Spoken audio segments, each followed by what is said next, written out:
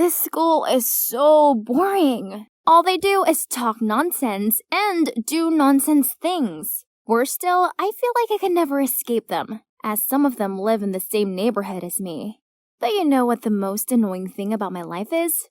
That's Joy, my identical twin sister. In my parents' eyes, she's perfect. That's why she's the favorite child. Her allowance is more than mine, and she gets to attend an elite private school while I'm stuck at the most boring school ever. How unfair!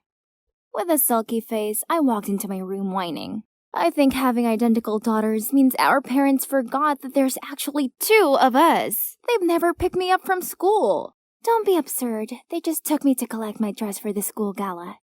A new dress for some fancy party. How terrible for you. I don't even want to go to the party. Trust a nerd like you not to appreciate what you have. If I were you, I'd make the most of every second of that elite school of yours. And if I were you, I would just enjoy my pressure-free life. We both sighed and stared into a void thinking about our tiring lives. Then Joy suddenly turned to me. Oh my god, Jade! Do you want to be me? Go to my school, have my things, and attend the gala? What a brilliant idea! Why had we never thought of it before? I'd live her fancy life and she'd live my dull one. That's perfect!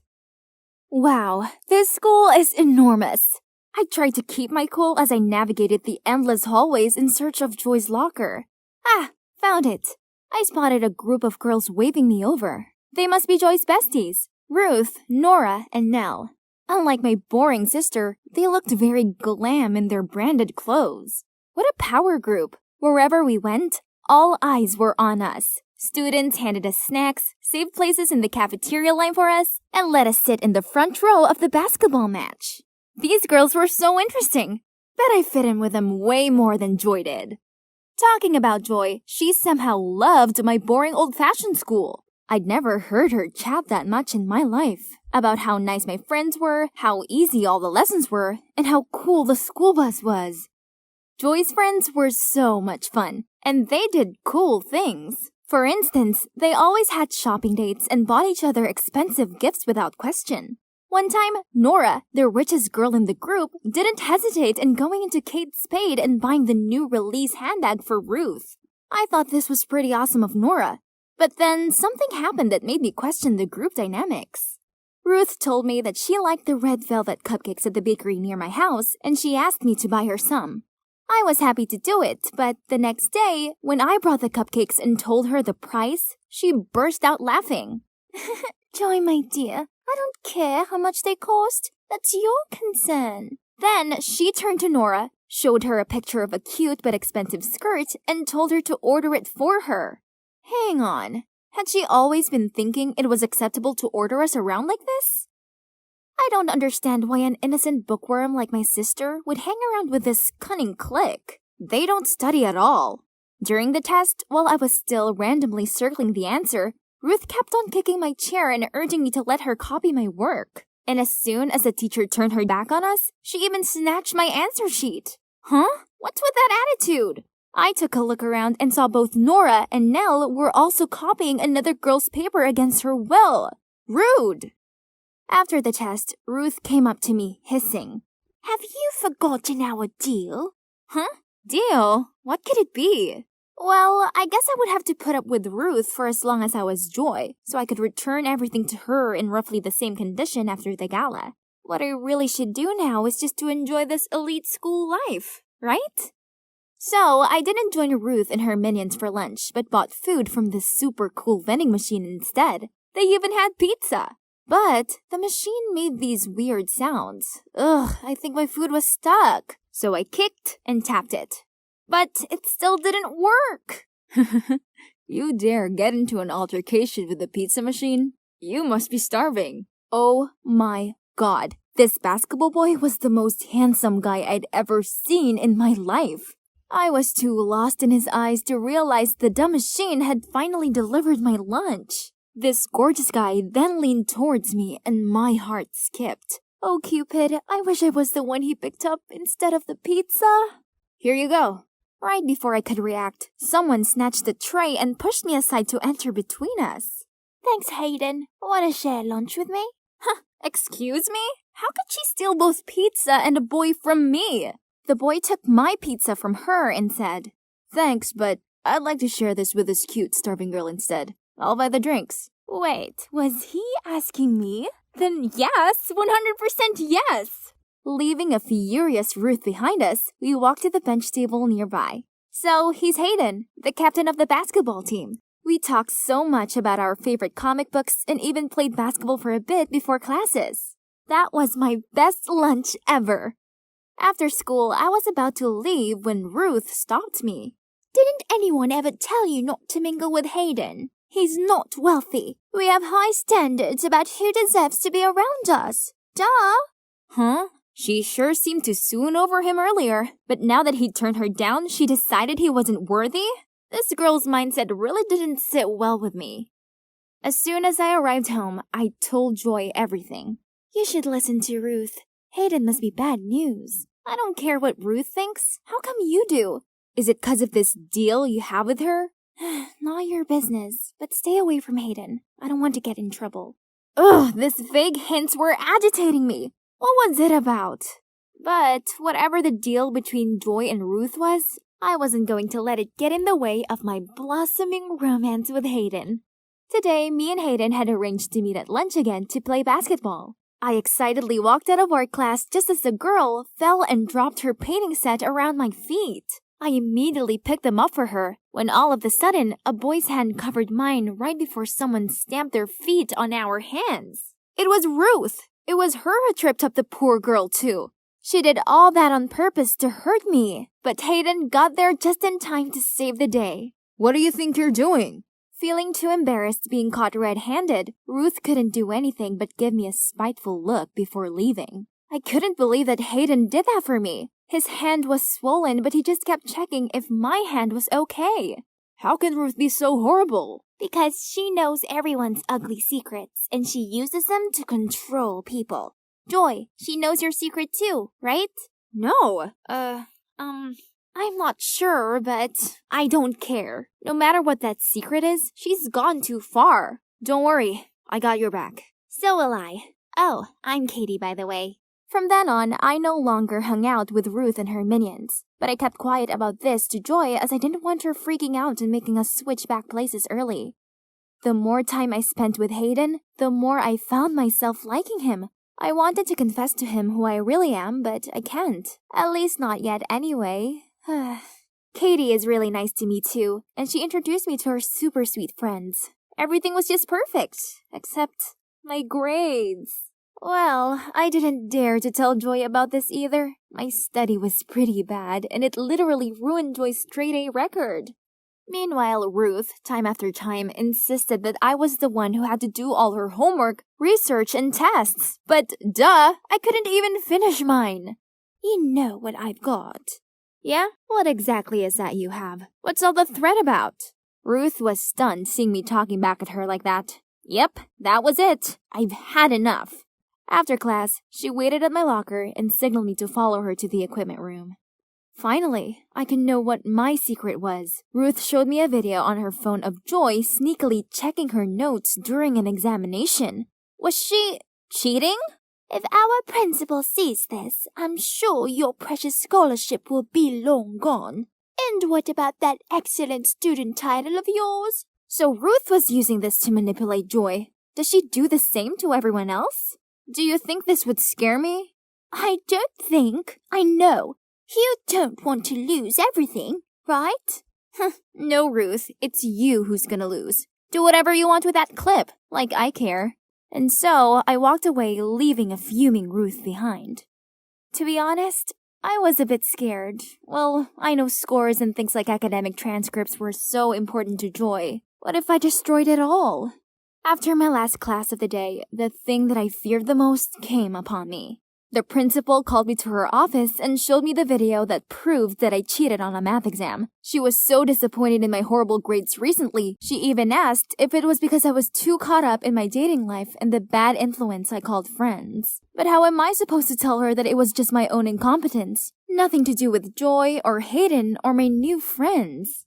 I just reached my room door when I heard Mom scolding Joy. The principal must have called her. It was all my fault. When Mom left the room, I could feel how angry and frustrated Mom was. Joy, I'm so sorry. I couldn't let Ruth have this hold over me. You anymore. I waited for Joy to take it out on me, but to my surprise, she was kinda happy. That's okay. I think I should thank you for that. I've never been brave enough to stand up for myself, although I was so tired of getting picked on all the time. I was so scared, but turns out being scolded by Mom isn't as bad as I thought. My homeroom teacher also called me, but she only gave me a warning and told me not to make the same mistake again. I've never felt this at ease before, Jade. I'm not the perfect Joy anymore.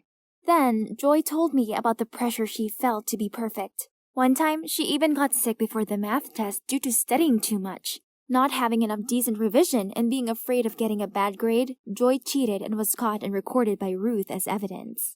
We finally understood each other and decided to teach Ruth a lesson to stop manipulating and taking advantage of others. We spied on Ruth and secretly recorded her. And guess what? Turned out she was not as wealthy as she always pretended to be.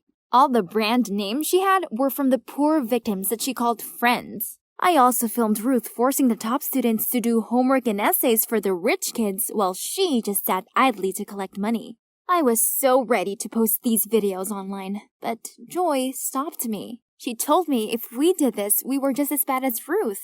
Instead, she had a better idea. She sent the videos to Ruth and demanded her to delete all of the students' secrets. In exchange, we would delete all of hers. Ruth, of course, had no choice but to obey. Wow, how mature my sister is. My last day in Joy's life has arrived. I'm just gonna make the most of it before I hand the reins back to my sister. Honestly, I kinda miss my normal school and my friends. But what about Hayden? Will he still want to know me when he finds out I lied to him? I was looking around for Hayden when I saw some mean girls mocking Ruth for wearing a dress cheaper than theirs. So I walked straight up to them and whispered into their ears that I knew all their dirty secrets and they couldn't do anything else but storm off. Ruth gave me a coy look, mumbled a thank you, and then left. At that moment, a warm hand gently clasped mine. Hayden! Wow, you're so cool. I'm not that cool, Hayden. Actually, I have something I have to tell you. I then told him everything. From how I swapped identities with my twin sister to how I ruined her school life because of my childishness. You didn't ruin anything.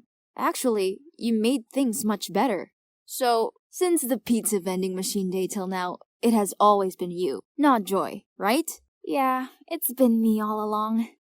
That's all I needed to know. Then he pulled me in for the best kiss ever.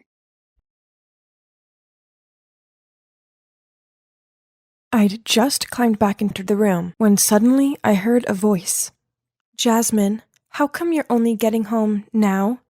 I turned around to find Emma standing there. That's my business. Don't come home late like this again, okay? You'll be grounded if your dad finds out. I shrugged and closed my door without saying anything. Yep, that's Emma, my stepmom. She doesn't actually care, she just pretends to. If it wasn't for her telling my dad to forbid me from singing, then I wouldn't have to sneak out to go practice like this. Different day, same story. Yet again, I've had to lie about going to my singing practice. Honestly, I can't wait to be an adult so I can do whatever I want. Dad, I'm going over to Mix to study, I said as I headed for the door. Suddenly, Emma pulled me back and handed me a bottle. Huh? Licorice tea? Drink this after practicing. It helps keep your voice clear. Then she winked at me. Huh? So she knew I'd lied about where I was going, yet still she'd helped me? Maybe, just maybe, I've been misunderstanding her this whole time? Later that night, Emma suggested we should go for a picnic on the weekend, and for once, I excitedly agreed. But when the weekend rolled around, there was this hectic snowstorm. Emma kept looking out at the snow with disappointment written across her face. That's when the idea hit me. How about we have an indoor picnic? Yes, that's right. That's a great idea. And so we set up the tent right in our living room, and we were having the best time when suddenly the doorbell rang. I got up to answer it, and standing there covered in snow was a woman. She suddenly ran at me and said, "Oh my gosh, Jasmine, you've grown up so fast. I've missed you so much." Before I could understand what was going on, Dad shouted, "Megan, I can't believe you have the nerve to show up here like this. I know you won't accept my apology, but you don't understand. I had to see her. I've missed her every single day." Oh my God. So, that woman was my mother? I couldn't hold back my tears and ran straight over to hug her. I swear I'd been waiting for this moment for years. Mom gently stroked my hair and then turned to my dad. "Can I stay here for a while? Just to make it up to my beloved daughter after such a long time being apart, Elvis?" "Are you joking? Get out of my house!" "Dad, please let her stay. Please." But no matter how much I begged, Dad wouldn't give in. And so I turned to Emma for help. "Elvis, just let her stay here. If Jasmine wants to be with her mom this badly, we should let them have some time together. Come on, darling." I looked at Emma with so much appreciation, then turned those puppy eyes towards my dad, and eventually he reluctantly nodded his head. "Yay!" I shouted and led Mom to my room. From that day onwards, I spent most of my free time with her. We went to the movies together, shopping together, and honestly, it was the happiest I'd ever felt. One day, I was listening and humming along to my music when Mom came in. "Wow, so you also love singing?" "It must be genetic. Back then, if I hadn't been so passionately obsessed with music, which drove your dad crazy, I might never have left you like that. Now I regret it so much, Jasmine." I put my arms around her and softly said, "After all these years, I still think about that lullaby. Can you sing it to me?" "Which one?" "I sang you many lullabies back then. It's Don't Know Why by Nora Jones." "Oh, right. That one." Then she started singing. I swear to God, her voice was like an angel. But strangely, it didn't give me any of the feelings I had as a kid. Was it because I have grown up? While I was absorbed in my thoughts, I suddenly saw Emma's shadow at my doorway. But when she met my eyes, she hurried down the stairs. Huh?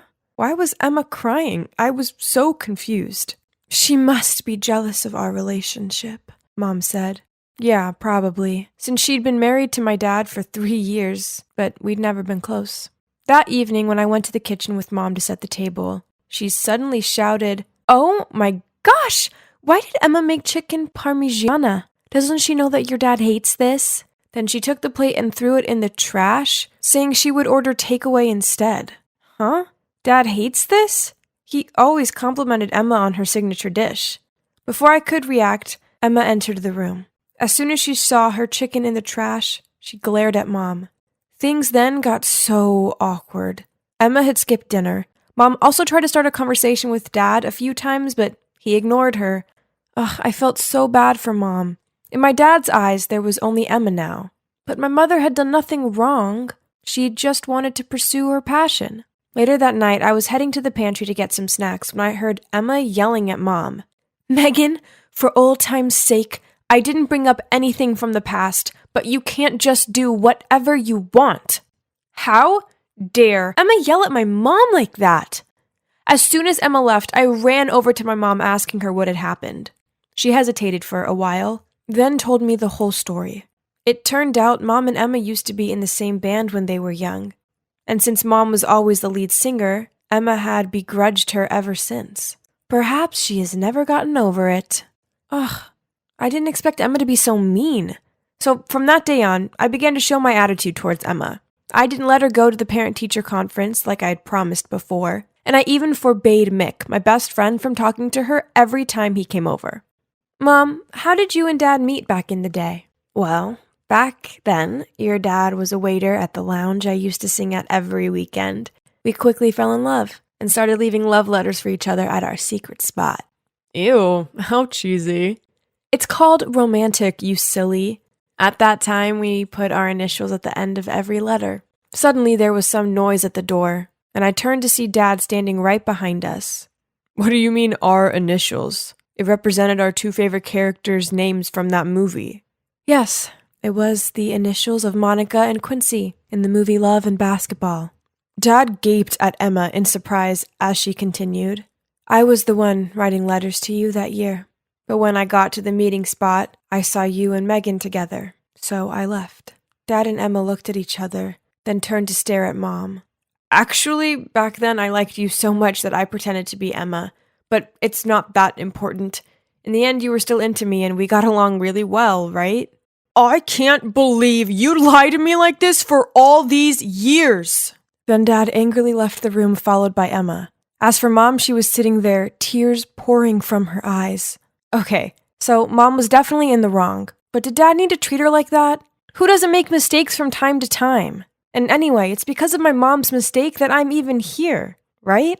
From that day onwards, the atmosphere in the house was so intense. Dad ignored Mom, and Emma always gave Mom hateful looks. Until one day, I'd just gotten home from school when I saw my dad excitedly running towards me saying, Emma is pregnant. You're going to have a little brother or sister. Wow. I'd always wanted to have a sibling. I couldn't believe it. So that night, my family threw a party to celebrate, and Mom also congratulated Dad and Emma. And thanks to that, the tension between the three of them started to ease. Phew. But a few days later, for some reason, Dad found out that I'd lied about going studying with Mick. He was furious and grounded me for a week. I was sullenly playing on my iPad when Mom entered the room. Emma must be the snitch. Now that she's pregnant, she wants Dad to be angry with you, so he'll give all his love to her and the baby. Well, that just made sense. The other day, I'd even seen Emma whispering something to Dad, and as soon as he heard it, he got mad. Ugh, such a two-faced woman. I had to sort this out, and so I set up a fun plan for my stepmom. One time, I made her orange juice using powdered cheese, and she ended up spitting it out all over Dad. Then I unscrewed the shower head to add blue food coloring, and that's how I gave her a Smurf makeover. It was hilarious hearing her horrid scream from the bathroom. Another time, I snuck into Emma's room, trying to put flour in her hairdryer. I was rummaging through the bedside table looking for her hairdryer when suddenly I saw a DVD labeled Jasmine 0311. Huh? What's this? Why was my name on it? Curious, I went back to my room to play it, and then I couldn't believe my eyes. On the screen, Emma was carrying a baby and singing a lullaby to her. This melody. Wasn't it the song Don't Know Why? So that baby was me? But Emma couldn't sing, could she? Her voice was weak and sounded hoarse. What did this mean? I rushed to show my dad the DVD. Emma told me not to talk about this, but since you already know, I won't hide it anymore. Then he told me everything. Turns out my mom left for a rich man when I was only 2 years old, and it was Emma who came and helped my dad take care of me during my younger years. Oh my gosh. What? So all those memories of my mom's warm hugs and lullabies were all actually of Emma? A feeling of guilt welled up in my heart. I had to do something to apologize to Emma. So the next day, I asked Mick to go to the mall to help me buy her a gift. As I was passing a coffee shop, I suddenly saw my mom sitting with some guy. Without thinking much, I quickly pulled Mick to a nearby table and eavesdropped on them. Honey, how's the money? You know how pushy the creditors are, and they're getting kinda aggressive. Don't worry, it won't be long now. My daughter's on my side. She'll help me kick her stupid stepmom out. Then my ex-husband will soon follow her wish and volunteer to give me money. What? What was going on? Had Mom come back just for Dad's money? I was about to go confront her when my phone rang. It was Dad. Jasmine, go to the hospital right away. Emma is in the emergency room. By the time I got there, I saw my dad sitting outside the ER with his head in his hands. After a while, the doctor came out and said, Both mother and baby are okay. Next time, please pay more attention to the patient's food allergy. How could you eat stuff you're allergic to? You must be more careful, okay? Yeah, Emma always took good care. It didn't make sense. Unless my mom... I was about to tell Dad about what I'd seen at the mall when Mom suddenly appeared, eagerly asking about Emma's situation. Unable to stand her pretense any longer, I shouted, Mom, drop the act. It was you who did all of this, wasn't it? Jasmine, What nonsense are you uttering? Furious, I immediately told them the whole story I've heard. Megan, I could forgive you for the old letter story and for trying to sabotage my voice, but the fact that you wanted to harm my baby is unforgivable. It turns out the stuff from the past that she mentioned before was that my mom harmed her to destroy her voice. So that's why Dad didn't let me sing, for fear that it would cause Emma pain. Suddenly, Mom burst out laughing. I don't need your pity. You were so lucky to have such a beautiful voice and a wonderful man by your side. And even now, you're still trying to take the life that should have been mine. Megan, give it up already. You need to stop this. Mom was about to say something, but I interrupted her. Mom, please just go. I'm so ashamed to have a mother like you. Then I burst into tears. She got up and left, without even so much as a glance back at us. Emma took me into her arms. I was afraid that you would be disappointed. That's why I hid everything from you. I'm sorry for treating you so badly. She gently patted my head, and I felt like I was back in my childhood, where she'd held me and sang lullabies. It was so comforting. Finally, peace has returned to my family. I'm so fortunate to have Emma as a stepmom, and pretty soon, my little bro or sis will be here, and I can't wait. I stand here before you, looking back fondly on the 4 years of legacy we've all made together. Do you see her? The girl in the graduation gown giving that awesome speech? Well, that was me, Taylor Flores. Take a look at my parents. They looked so proud of me. Oh, but I will never forget this face. This is Jonas, my arch enemy. We were the top 2 students in our school and had been competing against each other since forever. But too bad, Jonas. You lost the final battle, because I was the one asked to give the graduation speech, not you. It's safe to say that I had it all figured out after high school. First, I would move to New York to attend the most prestigious college in the city, majoring in English, of course. Then, when I graduated from college, I'd write my first novel, then publish it to acclamation and glory. Now, that's what I call a perfect plan. Just wait for it. You will see my face on thousands of book covers. Taylor Flores' time has come. I want those pages by the end of Friday, else be prepared for a pay cut this month. Ugh! I hate deadlines! As you can see, my life didn't exactly turn out as I planned. What went wrong, you ask? Well, after I graduated from college, I pursued my writing dream. But every agent and publisher I sent my novel to rejected it. I kept pushing myself to write more, but then I ended up having writer's block. I couldn't create stories anymore, so I decided to switch to writing for newspapers. I used to think that if I had to write for a newspaper, then it'd at least be a famous one. But life is not a fairy tale. On the contrary, it's actually cruel and unfair. Well, at least it was to me, because my preferred newspaper rejected me a bunch of times. So now I ended up here, working for this unknown news website with an all-time grumpy manager.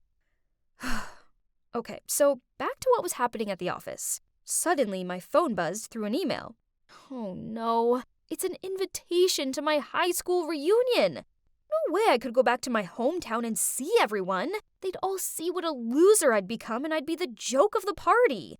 All the worst-case scenarios were running through my mind until a call from Amelia came. It's my bestie from high school. She asked me if I was going, and I told her never in a million years. If you don't go, then everybody will assume that you failed in life and you're too ashamed to go. So the best thing you can do is to attend and keep your head up high. Man, Amelia really had a point, and was great at persuading other people. No wonder she's now a lawyer. Ugh. So here I was, in front of the venue, feeling so nervous that I thought I may throw up. But it's now or never, right? I just needed to put my game face on. I entered the room to a load of unfamiliar faces. Huh? Was I in the wrong place? I was about to leave when I suddenly bumped into somebody and fell on the floor. Ouch! I looked up. It was a chubby lady who was holding her baby in one arm and gripping a toddler's hand with the other. I instantly apologized. I'm so sorry. I hope I didn't hurt the kids. Oh, it's fine. You're lucky my belly was big enough to block you. She then paused and took a closer look at me. Is that you, Taylor? You look great. Let's get inside. The party just started. Wait, she knew me. But who was she? I guess she did look familiar. Maybe I should wait for Amelia and ask her, as she had kept in touch with most of our classmates. I looked around, trying to find someone familiar to have a chat with, but my gosh, why was it so hard? But then I saw a woman who had beautiful, long blonde hair, and I instantly knew who it was. Jessica, the hottest and most popular girl in high school, and the captain of the cheerleader team. I walked over to her, and we began to catch up. We chatted a lot, and she was so funny. I don't remember her being so hilarious. My God, you're so funny, Jess. Hey, Jessica! I heard Amelia shout. I looked over at her, and she was walking towards someone else. It was the chubby lady from earlier. So, she's Jessica? Oh my, she definitely changed a lot. But if that was Jessica, then who was this? Thank God I didn't say her name earlier. I excused myself from this mystery person, then whispered to Amelia, asking who the lady was I was talking to. Beats me. Why don't we ask her directly? She then did exactly just that. The lady gave us a playful smile, saying, Try guessing. Are you Ashley? Nope. Natasha? Wrong. Tiffany? Negative.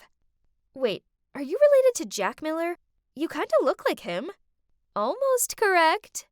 Oh my, she wasn't related to Jack Miller, 'cause she is Jack Miller. Well, now she's Jill Miller. Turns out she never felt comfortable being a boy, so after high school, she underwent transgender surgery. Wow, that's incredible. I kind of felt overwhelmed, so I went to the bathroom to freshen up. On my way out, I saw a familiar face. It was Luke, the most handsome guy in high school. He was picking up trash and putting it in the garbage can. Aw, what a nice guy. We talked for a bit and... Oh, turns out he works here as the janitor. He was the one who recommended organizing the reunion here, and he was cleaning up as much as possible so later it wouldn't take him so much time. For real? Who would have expected that? I went back to the party and saw Amelia talking to a guy. Oh, who is this handsome dude? Amelia beckoned me over and introduced him to me. I couldn't believe my ears. It was Jonas, my arch enemy. The chubby dwarf Jonas with a face full of pimples now resembled an Abercrombie and Fitch model. Jonas just told me that he's been promoted to a higher position in his company. Ugh, seemed like he still kept his bragging habit. Some things never changed. Suddenly, Jonas asked me, And what about you, Taylor? How has it been going for you lately? Oh, snap! I couldn't tell him that I was working for this awful news website. That would be so humiliating.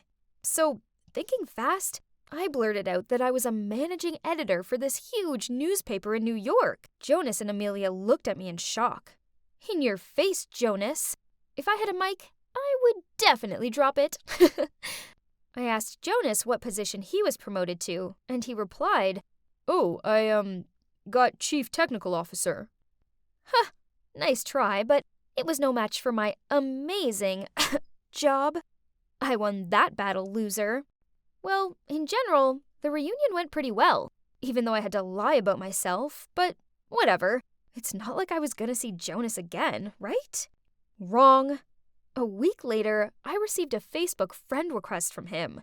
First, I ignored it, but then a few days later, he texted me via Messenger, asking why I didn't accept him on Facebook. Ugh, that was so annoying. Fine, but first I had to readjust my page. I needed to hide photos, statuses, and tags that were related to my company. Done. Then Jonas began to text me. It was nice seeing you the other day. Would you like dinner sometime? I'm sorry, what? Was he asking me out on a date? Or was this a prank? 'Cause I live in New York. I told him that, and oh my God, he lives in New York too. Ugh, great. But the thing is, I told him last time that I'm an editing manager, and that's a busy job. So during our date, I asked Amelia to pretend to be my secretary and call me a bunch of times during dinner. However, before we could play our act, Jonas was the one who received a dozen calls and then had to leave early because of an incident at his company. After that, he texted me quite a lot, but still feeling bitter from being ditched at dinner the other day, I only replied to him after 30 minutes. Every time. But on days when he didn't text me, I found myself staring at my phone, longing to hear from him. Jesus. I was falling for him? Jonas? Why Jonas? I couldn't understand myself anymore and was unable to stop my feelings. So when he told me he liked me, I said I liked him too. And soon we became a couple. It was great at first, but then Jonas insisted that he drive me to work and pick me up. Oh no. I refused, of course, but he wouldn't take no for an answer. Ugh. So when Jonas dropped me at the fake office, I had to run. No, I had to sprint 5 blocks to my real office to make it on time. And then in the evening, I had to leave 30 minutes earlier to run back to the other office and wait for him to pick me up. The first 3 times, I could handle it. But Jonas wanted to drive me to work every day. That's enough. I needed a break from all this running. Eventually, I came up with an excuse. I bought a bike and told him that I wanted to ride to work, as it would be good for my health. Phew. I didn't have time to run 5 blocks each day anymore, because I had an important interview to prepare for. Oh yeah, I was applying to my dream newspaper. Again, if I did get in, I don't need to lie to Jonas anymore. And luckily, my interview went pretty well. I had a smile on my face as I walked over to the elevator. First it was just me, and then a bunch of employees went in. The elevator was about to close when suddenly, from the outside, someone put his hand between the doors. "Please wait!" And that's when I saw a familiar face. Jonas! Our eyes met, and we both looked shocked. Then one of the employees said to him, "Hey boss, I already finished the report, and will send it to you this evening." What? Why did the guy say that to him? When the elevator reached the ground floor, I quickly ran out of it. Jonas ran after me, held my hand, and said, "Wait, let me explain." What is there to explain? We both lied to each other. Jonas held me in his arms and tried to keep me calm. Then he began telling me everything. Oh my God. Turns out he's the actual editing manager of this newspaper. Ugh! Well, that explains a lot. I should have known he didn't work in technology, as I once asked him to repair my laptop, and he ended up locking himself out of it. Hearing you say you had my job shocked me. I didn't want to embarrass you, so I made up another position. So he knew right from the beginning I was lying. Then why did you insist on driving me to work, when you already knew I didn't work there? I was just messing with you. Besides, I was kinda curious to see how long you could keep the lie up for. I'm sorry. But the truth is, I like you. I have liked you since high school. Back then, I was always competing with you because I wanted you to notice me. I thought I was about to throw a tantrum, but thinking back, it was all my fault.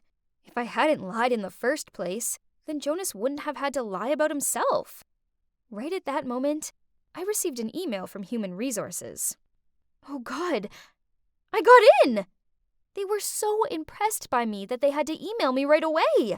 I was so happy that I hugged Jonas as he said, "Congratulations, newbie. Now, let's get to work. Your first task is to go out on dinner with me." Yeah, so now Jonas and I work at the same place, and he's my boss. I used to hate losing to him, but now that he's my boyfriend, I feel fine. Actually, I'm really proud of him. I blinked open my eyes. Whoa, my head felt dizzy. And, why was I covered in scratches? My mind was totally blank. I couldn't remember what happened. The last picture flashing through my mind was a heated argument between me and some guy Then I stormed off and now here I am, in this gloomy place. I think it's a basement or something. It's cold, and it stinks of damp. Dang it! I cannot remember his face. I knew I needed to get out of here, and fast.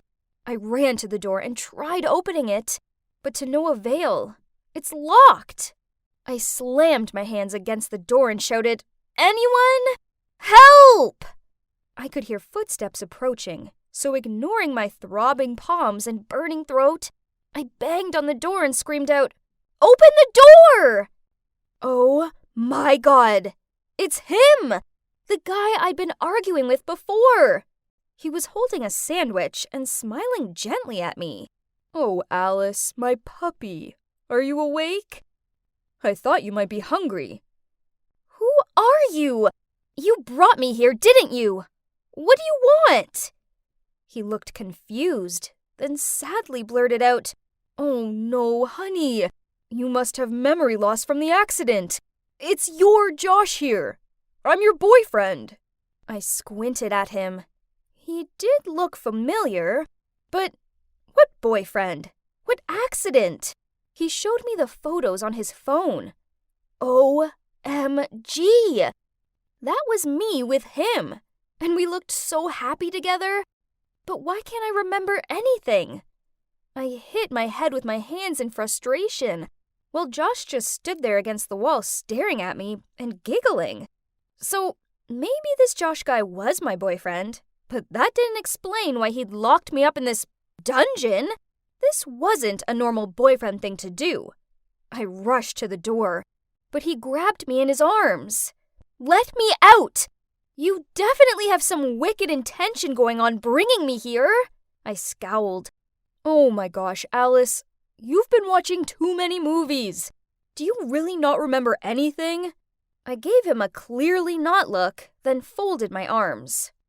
"I guess the accident was pretty intense. We argued, then you insisted on driving while you were drunk, and then caused a fatal accident. Never mind. I think we shouldn't go in too deep about that right now. It must be traumatizing for you. But that's why I decided to bring you here, so the cops wouldn't arrest you." What? Why couldn't I remember such a horrible thing? But looking at all the wounds on my face and body, maybe everything was exactly like what Josh said. No! I have to confess. I stuttered in tears. "Are you crazy? Do you want to go to jail?" But... Alice, no buts. I'm gonna protect you and keep you safe." This was a lot to process, so in a moment of panic, I found myself agreeing to his crazy plan. Josh said this was an emergency bunker back from his grandfather's time. Sure thing.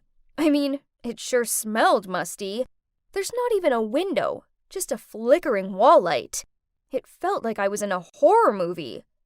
Josh also told me that he'd taken my phone off me, so the cops wouldn't be able to trace it and arrest us both. And that's it. Every morning, noon, and night, Josh would bring me food and talk to me about his day. "Puppy, I'm home." Puppy? Oh, it sounded cute at first, but I soon became allergic to that word. "Hey, puppy, eat this. Puppy this, puppy that. Puppy, puppy, puppy." I was so fed up with the word puppy that at times I actually thought I was nothing more than a pet to him. Then each night, he insisted on rubbing my back so I'd fall asleep more easily. Sounds nice, right? But no, it wasn't. He rubbed it really hard, and when I asked him to stop, he just laughed. Obviously, he wasn't doing it to make me feel better, but regarded it as a pastime. Ugh! And that's not all. A few times, I'd wake up to see him sitting there, staring at me with this gummy grin on his face. Then, when I checked my hair, I saw that he'd tied loads of these dumb little bows in it. "Are you crazy? I'm not a kid!" I grumbled while pulling and throwing all those dumb things out of my head. "But puppy, they look so cute. Tom always liked them. I glared at him. Didn't bother saying anything anymore. Oh, and FYI, yes, Tom's his old dog's name. Okay, so I didn't need a genius to figure out that something was seriously up with this guy's head. But then, things got weirder. One time, he brought down food for us to eat together. It was fried chicken, and as soon as I smelt it, my eyes sparkled. I was about to take a piece when suddenly he pulled the plate away and took a big bite. I didn't even have time to react. Then he handed me the chicken thigh bone he hadn't finished yet. "Help me with the rest, puppy. This part is too hard to gnaw." I rolled my eyes at him and flushed up with anger. Seeing my reaction, he said, "What's wrong, puppy? Tom always loved the leftovers." "Are you crazy?" I screamed. "Yo, I'm kidding. Don't you know how to take a joke?" He grinned. Kidding? What kind of kidding is that? I've had enough of this. This place was driving me insane. I could hardly sleep at all because I couldn't even distinguish between day and night. Then, when I did close my eyes, I found myself tormented by the serious crime I'd committed. Josh was trying to save me. Yes, but I didn't ask him to do that. I couldn't live like this. I needed to face the truth. I had to turn myself in. The next morning, when Josh brought me breakfast, I told him what I wanted to do. Expectedly, he got mad and glared at me. "Alice, why do you want to go to jail so badly?" "I can't stay here forever. I have to face up to what I've done." "But it's so peaceful here with me." Peaceful? Was he being serious? It sure didn't feel peaceful. Instead, I felt like I was playing the role of his pet. I lurched forward, but Josh immediately grabbed me so I couldn't move. I tried squirming my way free, but he was a strong guy. Suddenly, he covered my nose with a handkerchief and my eyes closed. Then everything turned black. I slowly opened my eyes. I was in the same familiar room, but bars. I saw bars! Ugh! I was in a cage! Then I kicked something. It was a water bowl! "Puppy, you're so naughty. I can't lose you, so I've put you in here." He grinned at me as he handed me a sandwich. I chucked it away, then screamed at him to let me out. Seeing this, he immediately left and returned with a bunch of plush toys and dropped them in the cage. "Hope they'll make you happier." Then he tried to stuff the sandwich into my mouth. Furiously, I took a bite and spat it in his face, then sneered while throwing the toys at him. Jeez, some of them even squeaked. "Wow, okay." His demeanor changed, and his eyes turned scary. "If that's what you want, don't blame me later." Things were different after that. Each day, he only gave me a bowl of those gross-smelling biscuits, then he'd just sit there gawping at me. At first, I refused to eat them. But in the end, I was so exhausted that I gave in, even though I'm pretty sure they were dog biscuits. Ugh! I realized that resisting him wasn't benefiting me at all. It was only making him act more horrible. That's when a genius plan popped into my head. So the next time when Josh appeared with the biscuits, I smiled sweetly at him and said, "Josh, baby, it's been so long since we've been on a date. How about you go and get us a bottle of wine, and we can spend some quality time together?" His eyes lit up, and of course, he agreed without hesitation. He hurried off to get the wine. "Cheers to us!" "Josh, you're the love of my life, and I'm so grateful to God for bringing you into my life. Please stay with me forever." I flashed a sweet smile and whispered in his ear. Every time he took a sip of wine, I fluttered my eyelashes at him as I refilled his glass. To say I'm a Hollywood actress with an Oscar-worthy performance would be an understatement. Soon, Josh was so drunk he went cross-eyed. He fell to the ground before I even finished pouring him the last glass of wine. Seizing the opportunity, I stepped over him to get out, when suddenly, A hand grabbed my ankle. Oh no, I'm screwed! My heart felt like it was about to jump out of my chest. I immediately turned around, ready to fight him when, well, it turned out he was just dreaming. Phew. Thank God. I gently pulled my foot free and immediately dashed out of there. I climbed up the stairs to a living room where I found my phone left on the table. I quickly grabbed it and ran out of that horrible house. My legs trembled, and I felt like they might give away beneath me at any second. But somehow, I managed to find the inner strength to keep on running.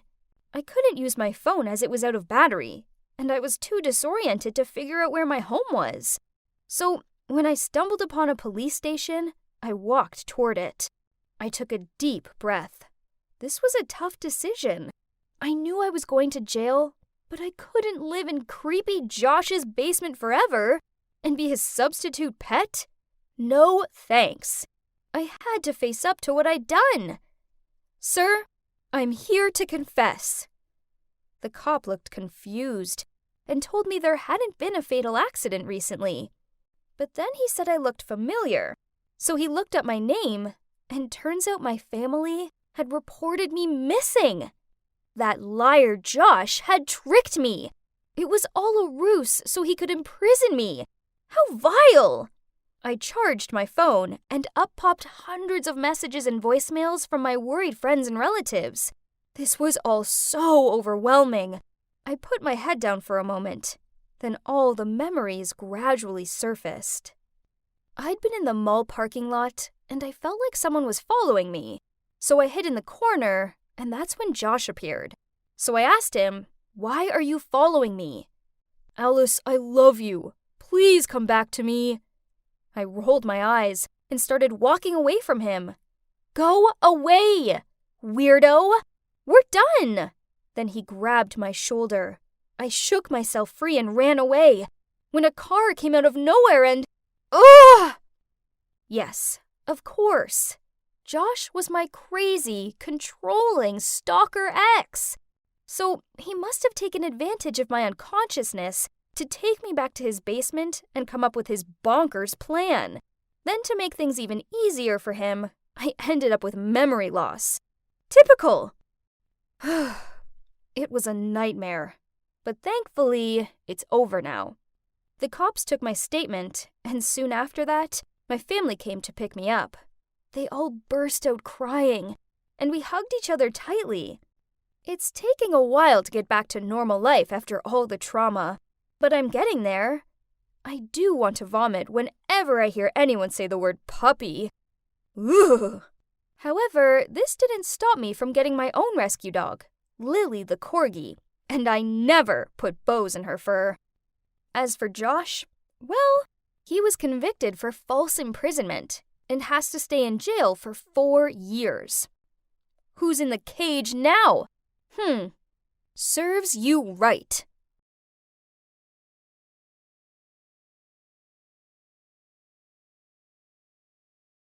Hey, it's Vanessa, back with the final part of my story. So, my first love Julian moved to Germany, and due to my insecurities, we lost touch. Then, years later, I saw him at my college campus, measuring my favorite tree to be chopped down. He didn't recognize me, but thanks to him, the tree was saved. He said to me, "This tree must mean a lot to you, or else you wouldn't have fought so hard to save it. I had a tree like this once," he sighed. "Please continue to protect it." I felt a pain in my heart. I knew he meant our tree back home. This was all so overwhelming. There I was looking at my first love, but he was oblivious to who I was. And I couldn't tell him because I was terrified that doing so would mean I'd lose him all over again.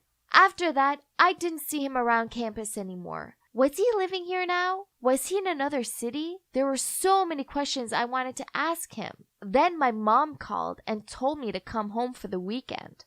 I arrived there to find her setting out food in the kitchen. On seeing me, she said, "Oh, honey, I have a surprise for you. Julian and his family are back in town, and they're coming over for lunch." What? Oh, no. Why hadn't she told me sooner? I started to panic. What was I going to do now? I rushed to my room and tried to find anything I could use to cover my face. Finally, I found one thing. I heard my mom opening the door for Julian and his family. Then my mom cheerfully shouted, "Vanessa, where are you, sweetie? Come down. Julian is here, and oh my, he's so handsome." But my parents' smile soon disappeared as soon as they saw me coming down the stairs. They literally stood there with their mouths wide open. My mother stuttered, "Vanessa, what in God's name are you wearing?" Yeah, so the only thing I could find to cover my face was a face mask. Worse still, it had a smiling dog face on it.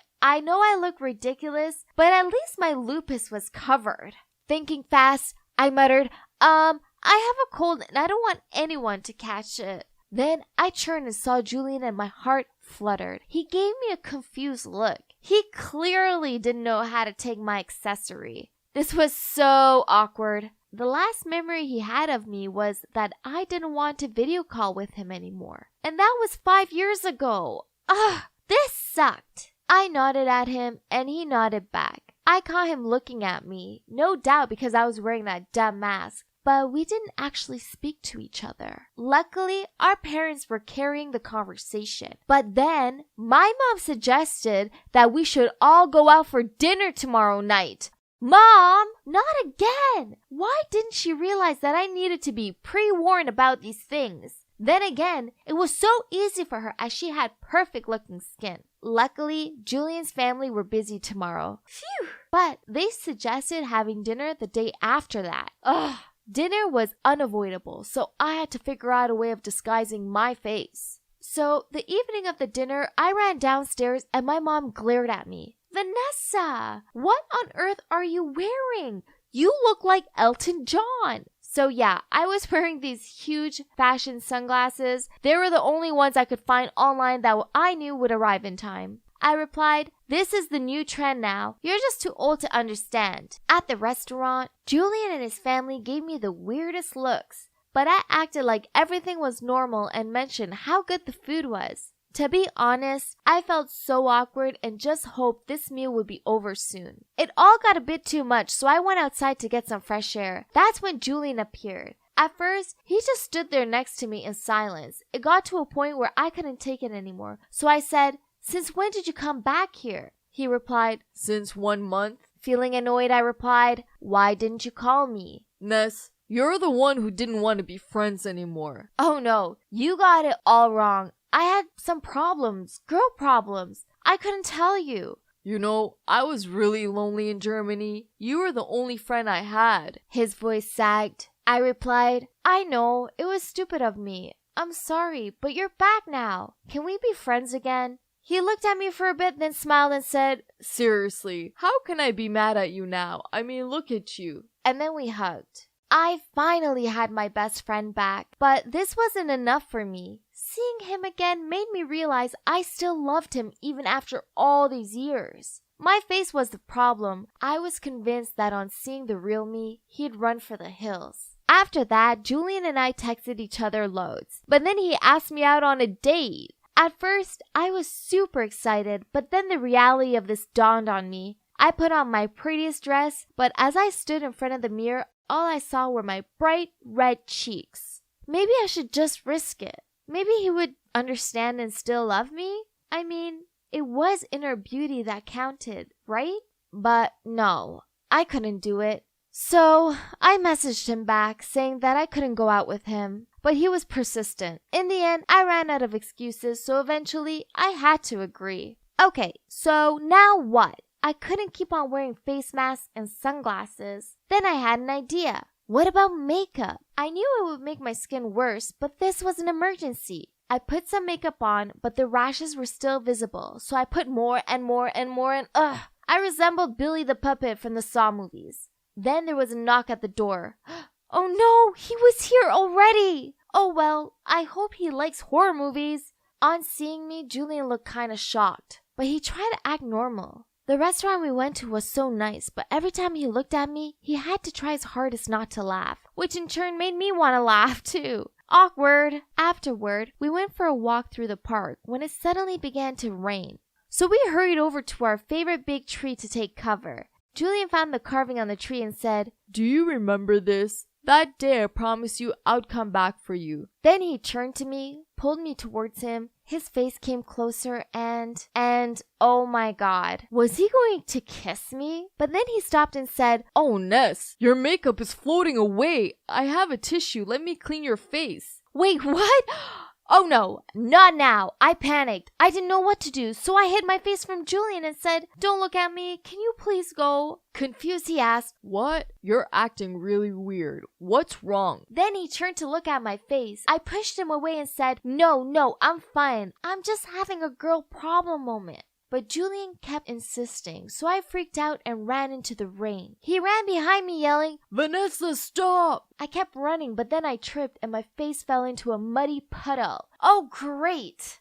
My whole face was covered with mud and my knee was bleeding, so I couldn't stand up. Julian had to help me hobble to the nearest drugstore to buy some bandages and some betadine to clean the wound for me. I sat on a bench feeling like a wounded puppy when he took out a tissue and started wiping the mud from my face. At first, I stopped him, but then he gave me a really serious look, so I let him clean my face. Well, that was it. Julian would finally see my face and he would definitely not want to date me anymore. While cleaning my face, he looked surprised. Then he said, "Wait a minute. You're going to college in Florida, right? Didn't I meet you like a few weeks ago on the campus? Why didn't you tell me it was you?" "Because I didn't want you to see me like this." I turned my head away. He looked confused, so he asked, "Like what exactly? Ness, you're acting so weird." What did he mean? Was he trying to make fun of me? So I shouted in anger, "It's my face. Don't act like you don't see it. I was afraid that if you saw my face, you wouldn't want to be with me anymore." Julian shook his head and said, "No, Ness, why would I ever do that? To me, you will always be beautiful. Beauty isn't only about having a pretty face. It's about having a pretty mind, a pretty heart, and a pretty soul." And then he kissed me on the forehead. Oh gosh,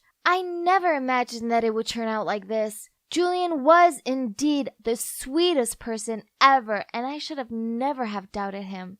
Well, Julian and I became an official couple. Loving him makes me so happy. He makes me believe in myself and reminds me that regardless of my lupus, I'm still beautiful. And we will soon get married in a few months. I can't wait to spend the rest of my life with him, happily ever after. So, as you can see, in the end, Julian was my first and my last love, which means my fairy tale dreams did come true. But let me tell you this, it's not important if you marry your first love or not. It's important that you marry someone who makes you happy and someone who accepts you for who you are. So, when you find someone like that, then hold on to them, whether this is your first or your 21st love. Have you ever questioned if your teacher hates you? I wish I didn't have to, but yep, my teacher hated my guts, and she went out of her way to make it very clear. I'm Lori, by the way. I'm 15 years old, and I guess you could say I kind of stand out because of my looks. People say I'm kind of pretty. Anyway, this year I started high school, although I only joined halfway through the year because I was off sick for 6 months with glandular fever. Yep, I had the dreaded mono. I was so tired of lying in bed feeling sorry for myself, so when the doctor said I could finally go back to school, I was over the moon. Little did I know what was in store for me. On my first day, I had to show all my teachers my hospital certificate to explain why I'd missed so much of the year. When I gave it to Miss Atkin, my math teacher, she smiled and said, "Welcome. Nice to see you feeling so much better." I smiled back at her and said, "Thank you." And I was about to walk away when suddenly she said, "Excuse me, you're Lori Hannison?" Her face looked all weird, and when I told her, yep, that was me, something inside her changed. She gave me a cold stare and told me to go to my seat immediately. I was confused a little bit about her attitude, but then I moved on from it. The most important thing was how I could catch up with my class. After missing 6 months of math, I was super behind and couldn't understand anything. My mom had to hire a tutor for me, and he was such a good teacher. Only after 3 months, I finally caught up with them. I had a notebook from our sessions with lots of notes inside, and whenever I couldn't remember something, I'd just look at it. Well, one day, I had it on my desk at school, and Miss Atkin caught me seeing my notes. She marched towards me, grabbed it, and slammed it down in front of me. She was so angry and got right up in my face and said, "Never, ever bring another teacher's notes to my class. Do you hear me?" As she said that, a little bit of spit flew out of her mouth and landed on my nose. I was horrified. Why was she so angry at me? It kinda scared me, and I thought maybe she was just angry because I wasn't as good at math as everyone else. After that, I didn't dare bring my notebook to class, but sometimes I still struggled, so I'd ask my friend who sat nearby to help me. Miss Atkin always caught me asking her and would put me in detention. One time I just sneezed too loud and she gave me detention. I mean, can you even believe? It annoyed me so much that I started to rebel. I'd often fall asleep in her class, and I seriously lost all motivation to do well. And that's not all. One day, I wore a new dress to class, and I swear I looked exactly like all the other girls at school. But Miss Atkin publicly embarrassed me by making me stand up in front of everyone, then said, "Girls and boys, Lori is a fine example of someone who pays more attention to what she wears than to studying. Don't be like Lori." I could feel myself blushing, and I wanted to cry. She was deliberately being mean to me, and I had no idea why. I was not that kind of girl. I normally loved studying, and I didn't care about clothes and shoes at all. I couldn't say anything, though, because if I spoke back to her, she'd give me a worse grade. What made it all even worse was that she was also the cheerleading coach, and she had her pack of cheerleaders following her around everywhere. One time I was standing in the hall talking with my friend Joe. We'd been best friends since we were like 3 years old, and we also live in the same street, so we'd grown up together. Joe always had my back. So we were standing there chatting when Miss Atkin and some of her fave students walked by. Suddenly I heard one of the girls say, "Oh look, surprise, surprise, it's Lori flirting with a boy again." Then one of the other girls said, "Seriously, she's such a fake. I mean, she's using her illness to get attention from boys. How pathetic." I couldn't believe it. Did they think I was deaf or something? They were the ones who were fake with their thick layers of makeup and all of their gossip and drama. I didn't really care that they were saying these things, but what really got to me was the way Miss Atkin laughed along with them. I actually saw her nod her head, so she agreed with them. I knew that wasn't okay, and Joe saw it too. He was so angry and grabbed my hand and said we had to report her to the principal. I stopped him though and said, "Just leave it. I am still the new girl here, and I don't want to cause any drama. And anyway, I have a plan." I smirked at him as I said this. So, Miss Atkin has this policy where if someone's phone rings in class, they have to answer it on speakerphone. And that policy includes her, too. So that day, I pretended to bump into her as she entered the class and watched as her phone dropped out of her hands. I quickly picked it up and apologized for being so clumsy, but at the same time, I unmuted it when she wasn't looking. Easy peasy. You see, I'd arranged for Joe to call her. This was going to be hilarious. Sure enough, 5 minutes later, her phone started ringing loudly. Her ringtone was Beyoncé's Single Ladies, and everyone burst out laughing. She freaked out and quickly grabbed her phone to cancel it. But Joe was persistent. He just kept calling, and everyone in class reminded her of the policy, so she had no choice but to answer it. Well, just wait for this. She answered, and suddenly Joe's voice filled the room. But he'd put on a funny accent to make himself sound older. "Honey, don't forget about our secret date at our favorite hotel tonight." Miss Atkin looked like she wanted to die. She said, "Who is this? I don't know you." Then Joe said, "Come on, baby, what's up? Is your husband there?" Miss Atkin was now visibly shaking and said, "You've got the wrong number." But Joe wouldn't stop. You're so cute. I'll see you tonight, baby. Get ready for a fun night. Wink, wink." At that, Miss Atkin hung up and the whole class was just deathly silent. I had to bite my tongue to stop myself from laughing. Joe had really outdone himself. However, I hadn't exactly thought it all through, because a couple of days later, Joe and I were about to walk home when he got called into the principal's office. I went with him, but they wouldn't let me in. I could see Miss Atkin in the room along with the principal and Joe.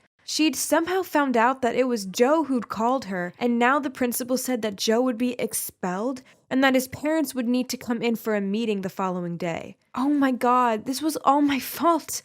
When he came out, I rushed over and started apologizing, but Joe said, "Don't worry, I did it, so I'll take the responsibility." I was beside myself with guilt. I just kept saying, "Joe, no, this is my fault. I'm the one who should be expelled." But Joe wouldn't even listen to me. Well, that evening I told my parents the whole story. I was crying as I told them, and obviously they were angry, but they were also supportive. The next day, Joe's parents came for their meeting. The principal was there, and the school board, and of course, Miss Atkin. Luckily, my parents arrived just in time to interrupt the meeting, and we burst into the room. We told them the truth, how I'd been so ill and had to get a tutor, and that's why I carry that notebook. Then how Miss Atkin had treated me so badly and been so rude to me the whole time. I told them the phone call incident had been my fault and that Joe had just wanted to help me. Suddenly, Miss Atkin stood up and pointed at me and said, "I knew it was you. You spoiled brat. You should be expelled." What happened next was crazy. My mom jumped up and said, "How dare you speak to my daughter like that? You hate her because she's my daughter. Get over it, Angela. It's been years." Well, Miss Atkin ran towards my mom and said, "You're a horrible woman, and so is your daughter. You deserve each other." She was about to grab my mom, but my dad jumped up and stopped her. I didn't understand what was happening. Everyone was so shocked. The principal looked so puzzled. Then he told us all to go home and calm down. When we got home, my mom sat me down and said, "If you're being mistreated, you need to tell us. Don't suffer it out alone, okay?" I told my mom I was fine, and that school was great, but then my dad interrupted and said, "You're fine? Don't lie to us. You were almost expelled." Then my mom said, "Honey, calm down. It's not her fault. You saw her teacher. She's a demon." Then my dad just laughed, and I was so confused. Then he said, "Oh yeah, Lori, we should have told you this already, but Miss Atkin was at school with us." Then they told me how the three of them had gone to high school together, and both my mom and Miss Atkin had a crush on my dad, so they became sworn enemies. They fought all the time, and Miss Atkin had been expelled from school because of my mom. Of course, my dad hadn't known all of that back then, and he'd fallen in love with my mom. Wow, now I understand the real reason Miss Atkin treated me like that. She was obviously still angry at my mom, and when she'd seen my name, she hadn't been able to control her anger anymore, and she'd just released it all on me. My mom said, "Lori, you look exactly like me in high school. Because I was pretty, so many people were jealous." Then she turned to my dad, smiled, and said, "I can see that Joe is quite similar to your dad. You should be careful." At that, Mom and I burst out laughing. My dad was just speechless. And guess what? It all worked out in the end. Miss Atkin got reassigned to another school, and Joe and I were only suspended from school for 2 weeks. Now we're closer than ever, and there's definitely some real chemistry between us. Finally, high school is getting good again, huh?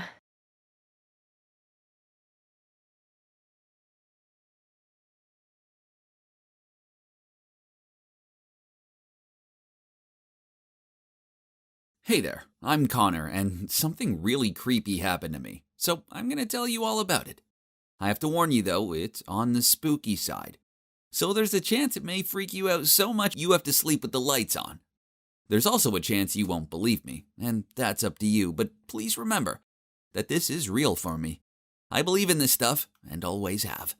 In fact, I've been obsessed with the afterlife since I was little. I used to have open dreams, where strangers would come and try to connect with me. It was often ambiguous that I barely saw their faces. All I could remember after awakening was just a shadowy or indistinct shape with strange gestures, like a message. When I told my parents about them, my mom made it out that it was all nonsense, but my grandma assured me that there might be some spirits trying to tell me something. She told me not to worry, as most spirits had no intention of causing me harm. Sometimes these spirits would tell me things. Once, one appeared with a dog. Then a month later, my dad came home with a puppy. Then another time I dreamt that Grandma had passed away. I didn't dare to tell anyone about that dream. I was so scared it would come true. Then, you guessed it, a few months later, she died. I came to dread those dreams, and worst of all, now I didn't have Grandma to confide in about them.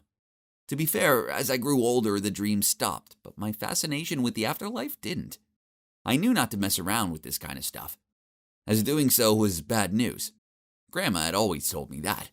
But then I started dating Jennifer, and I really wanted to show her this side to the world. So I bought a Ouija board from Amazon.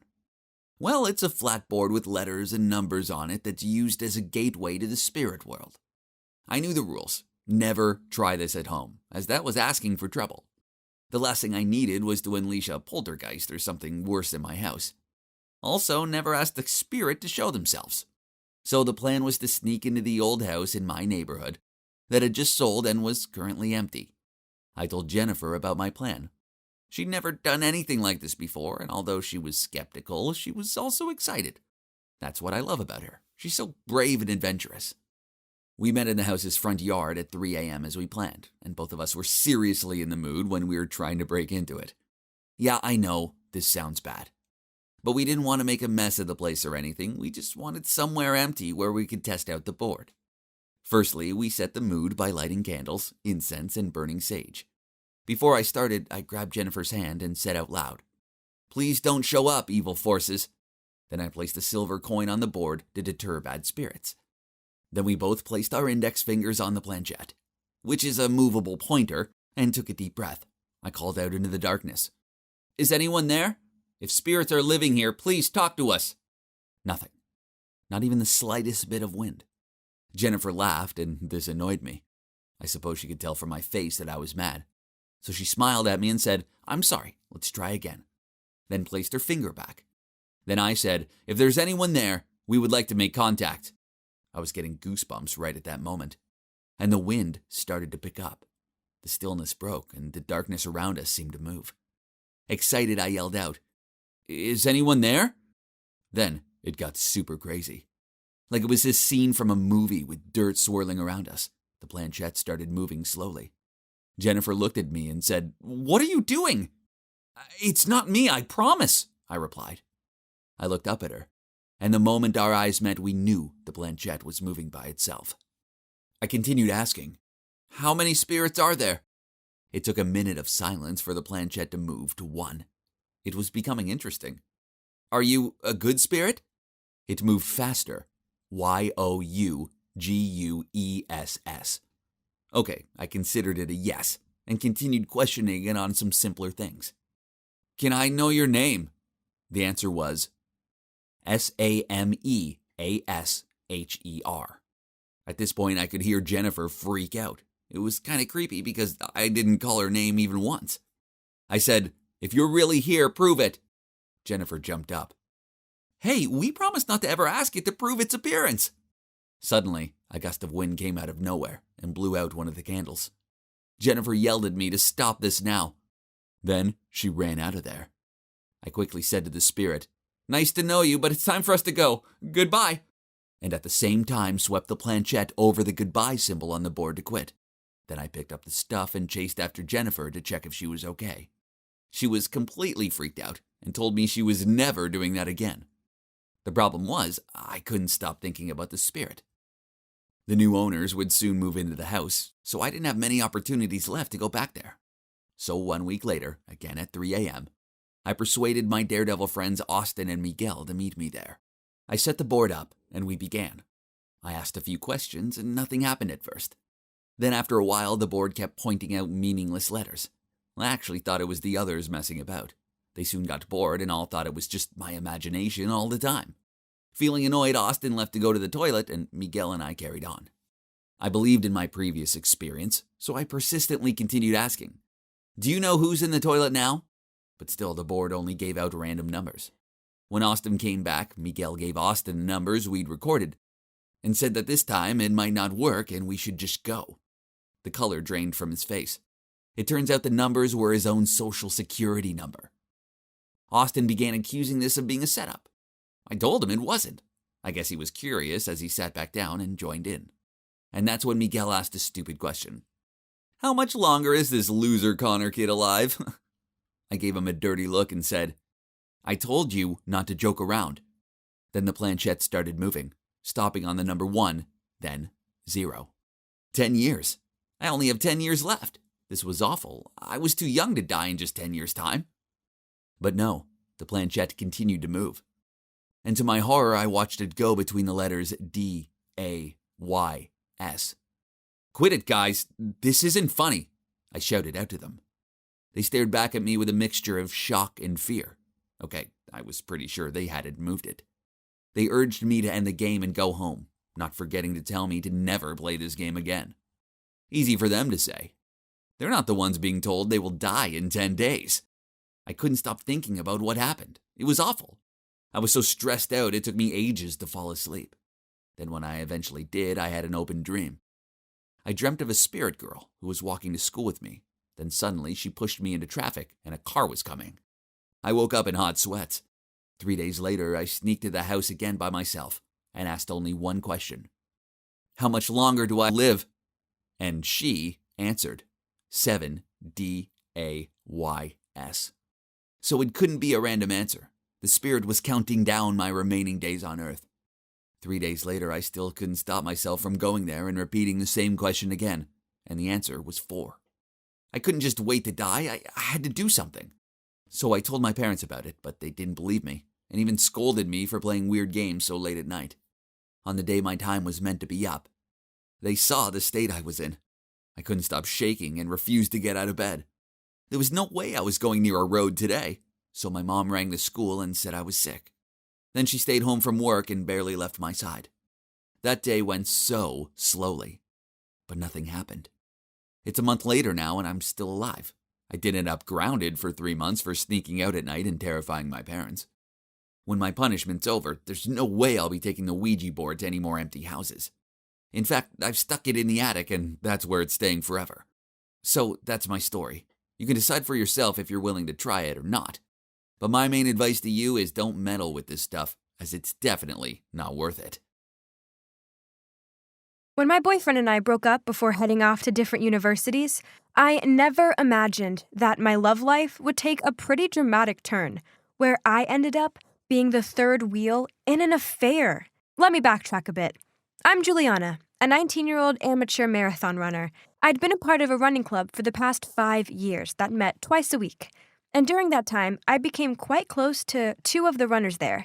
They were both much older than me, but we got on well.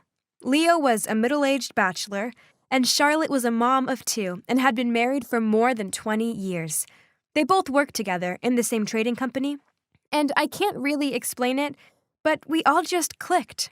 We always ran together, but one morning, Leo didn't turn up. That was odd because he never missed a session. Anyway, Charlotte and I ran together. And that night, I received a message from Leo asking if I wanted to have dinner with him. I was a bit surprised, but this was Leo's first time inviting me to a private meal. But I still said yes, and we went to a restaurant downtown. At dinner, we got into some deep conversations, and at one point, I asked him, "Why have you stayed single till now?" He stopped a bit and replied to me, "It's hard to say. But I've just had a bad breakup a few years ago, and I wasn't ready to get into another relationship." Oh, that's why he decided to stay single, even though he's a pretty successful and attractive man. It was quite awkward after that. So I broke the silence by asking him why he hadn't come running that morning, and he just said something had come up at work. He was acting a little strange, but I didn't push it. Anyway, it was a nice dinner, and afterwards we shared a cab home, as we lived on the same street. Well, that's when something weird happened. Charlotte was waiting on his doorstep. Leo looked shocked to see her there and quickly ran out to check what was wrong. Charlotte hadn't seen me, so I wound the window down and happily waved to her, but to my complete surprise, she looked kinda annoyed. Then she just said they had work to do, and she hoped I got home safely. I didn't give it much thought, but in hindsight, what kind of work project needs to be done at 10 p.m.? Anyway, I didn't give it much thought. Surely there couldn't have been anything going on, right? I mean, Charlotte and Leo are colleagues and also close friends. And I'd met Charlotte's family. Sure, her husband was away for work a lot, but they loved each other. And they had kids together. I got home and chilled for a bit. Then about an hour later, I received a text from Leo asking if I'd like to join him for a midnight run. I immediately said yes. Well, to be honest, deep down, I totally had a bit of a crush on him. even though I knew my parents would freak if they ever found out I was hanging out with the guy old enough to be my dad. It excites me, though. So I went for a run along the beach with him. And afterwards, we got some takeaway food and sat on the sand, listening to the waves and watching the stars. I guess we were both high off adrenaline, and also it was such a romantic setting with all the city lights reflected on the water. So we got into a really deep conversation about relationships and what we want from love. Then one thing led to another, and we started kissing. We ended up spending the whole night on the beach and even watched the sunrise. When I got home, I couldn't stop smiling. But then I saw I had 5 missed calls from Charlotte. I quickly called her back, thinking something must have happened. But when she picked up, she just said, "Where were you last night?" I told her I was on a run, and she said, "With who?" So I said, "With Leo? Why?" And she just said, "Oh, I was just curious. He wasn't answering my calls." Then we hung up. How strange, I thought. Anyway, that night, Leo asked me if I wanted to have dinner together again. And of course I said yes. I was dying to know if last night had just been a one-night makeout sesh, or if it could mean something more. When I saw him, I said to him, "Leo, sorry about last night. I got carried away, and I'm like half your age. I shouldn't have done that." Oh, I don't know what I was thinking. I expected him to say it was okay, and that he enjoyed it like I did. But instead, he said, "Yeah, let's just pretend that nothing happened." I felt so awkward after that, but I couldn't deny my feelings for him. After that, we got even closer, though. We spent more time together and spoke on the phone every night for hours. Then, one night, Charlotte called me and said she'd had a fight with Leo, and that's why she'd gone to his place the week before. Now it all made sense. So that's why they hadn't been coming to the running club together. She said they still hadn't made up, and she needed someone to talk to. She sounded upset, but wouldn't tell me what the fight was about. Then she asked if we could meet up, although it was quite awkward. I had to tell her I was actually going to the theater with Leo. Leo and I both love going to the theater, and that night we had tickets to see Shakespeare in the park. She asked why we hadn't invited her to join, and I said she could totally join us, but obviously it was too late to get tickets. Then she just hung up. Next days, I realized that Charlotte and Leo would only attend alternate running sessions so that they could avoid each other. I talked to both Leo and Charlotte about it, but they simply claimed that their work was getting stressful and hence they could only handle one training session a week. Then one Friday morning, I noticed Charlotte was in a seriously foul mood. Normally she was so upbeat, so I asked her what was up, and that's when she told me. She'd been having an affair with Leo for the past 3 years. I was shook. I mean, I guess I should have seen it coming, but I still couldn't hide my shock. I'd thought of her as such a role model, with this amazing family and a great job. And yet, here she was, nothing but a cheat. And with Leo, the guy I was seeing. Oh my God, what kind of mess had I got involved in? Charlotte begged me to keep it a secret, but I couldn't even speak. I was in complete denial. If she knew what Leo and I had been up to, and yet, why did it matter? She was the one having an affair, not me. I continued to see Leo. And one time, he even invited me over to watch a movie at his place. And we made out again. It was amazing. But at the same time, I had Charlotte calling me every night for moral support, which made things really weird. For the next month or so, Leo and I kept meeting up, and I loved it. But I knew that if Charlotte found out, she'd kill me. It was such a dilemma. Then one night, she called me and said, "If you're my friend, Juliana, you'll stop seeing Leo. Please, I'm begging you." I couldn't believe it. How did she know? Sorry, Charlotte. How did you find out? She said it was a woman's 6th sense, and that she'd known ever since the night when I'd been in the cab with him. Plus, she said it was obvious that I'd had a crush on him for a while. All right, but why do you care if I'm still with Leo? You're married. He's single. He can do whatever he wants, I said to her. Then she said, "Please, for my sanity, please stop seeing him. I'm jealous, okay? It hurts to know you're together. Plus, he's not a good guy." Well, that did it. I wasn't going to break the sisters before misters rule, so I stopped seeing Leo. I couldn't hurt Charlotte like that, even though she was actually the one hurting her whole family by having this affair. Not seeing Leo made me miss him so much, but I told myself I had to keep my word to Charlotte. And yet, you won't believe what happened next. Charlotte started seeing Leo again. I was so angry. She'd asked me to stop seeing him and had even said he wasn't a good guy, all so she could have him to herself again? What kind of married woman does that? Honestly, I was raging. One morning after running, I marched over to her and said, "Do you not have any self-respect? What about your poor husband?" Charlotte went bright red and said, "I'm trying my best. I know you're right, and I should respect myself and my husband more. You know what? From now on, I will keep my distance from Leo, just like you. Trust me." Okay, so at least she had the decency to say that. And I hoped she could do exactly what she said. After that, I decided to take a break out of this complicated 3-person relationship and tried to forget about Leo. I avoided him at the running club, and he avoided me too. Charlotte told me she'd spoken to him about dating me and how inappropriate it was for him to date someone as young as me. So maybe that's why the feeling was mutual. And he avoided me too. After all, it's better that way. He was way too old for me anyway. Plus, I was heading off to university. So it was all for the best. About Charlotte, after I confronted her, we actually became closer. And even now that I'm at university, she still calls me sometimes to ask how I'm doing. I asked her about Leo, and you won't believe it, but apparently Leo is now dating someone. Okay, I guess that's better for everyone. Although I sometimes wonder, if they break up, will he start up his affair with Charlotte again? Well, it's a story about my ebullient youth, when I got into so much trouble just because I fell in love with a middle-aged man. That whole period of my life was such a weird and messy time, right?